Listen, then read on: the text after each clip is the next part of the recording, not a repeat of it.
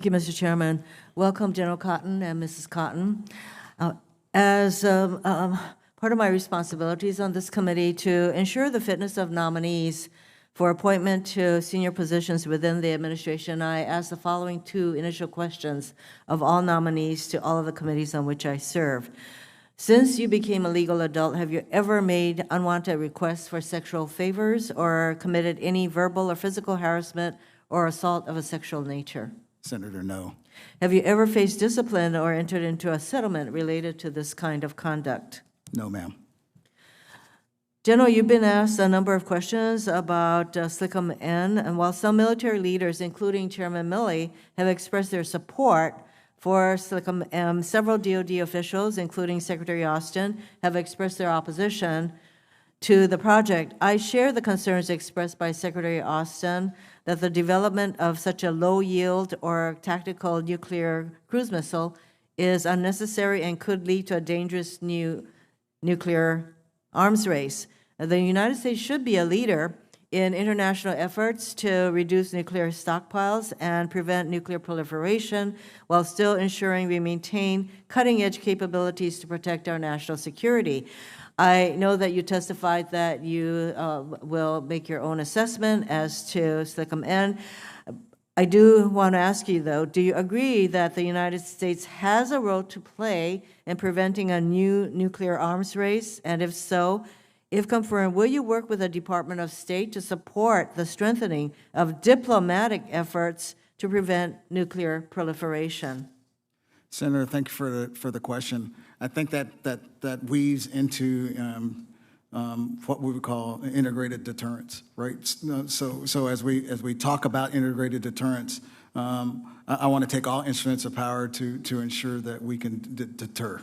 So in regards to the question that you asked, my best military advice would always be to be able to present the commander-in-chief with a variety of options and capabilities. So that's where I would be if confirmed as a commander of U.S. STRATCOM, is to be able to offer as much capability and options to the commander-in-chief. But I do understand the question that you asked in regard to the Department of State, and the answer is yes. As far as integrated deterrence, I think it's key to that. Well, I think integrated deterrence means that we have a role to play, I would say a leading role to play in preventing a new nuclear arms race. Would you agree with that? I do.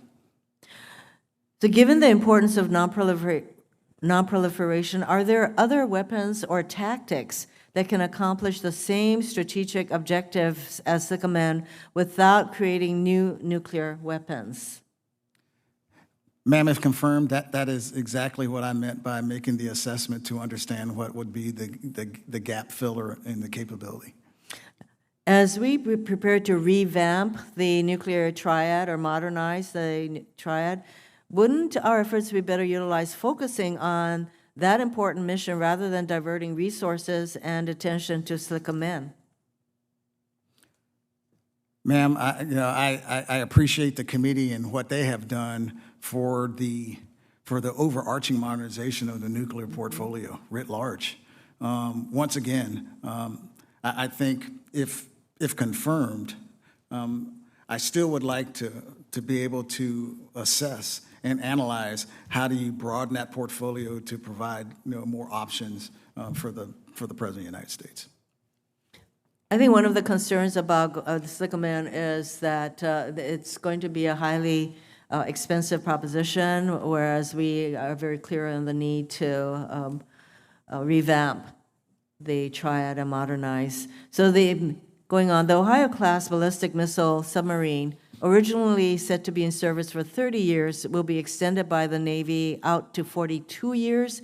These submarines will begin to retire from the fleet as the Columbia-class comes online to replace them in the late 2020s.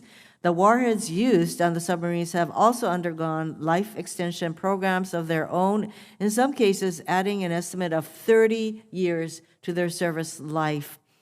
What concerns do you have with service life extensions as we bridge the gap between aging and new technologies? Ma'am, thank you for the question. So in regards with our incredible partners in NNSA who are doing this work for us, I think the question is we need to kind of see what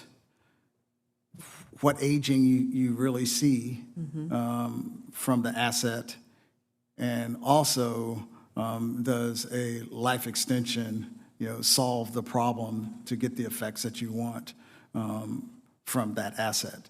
So if confirmed, I think that's part of what I would assess as being a member of the Nuclear Weapons Council as well, to be able to get an assessment to see, okay, is it about reuse, or is it about new, and further. So that's something that I would have to make an assessment on if confirmed.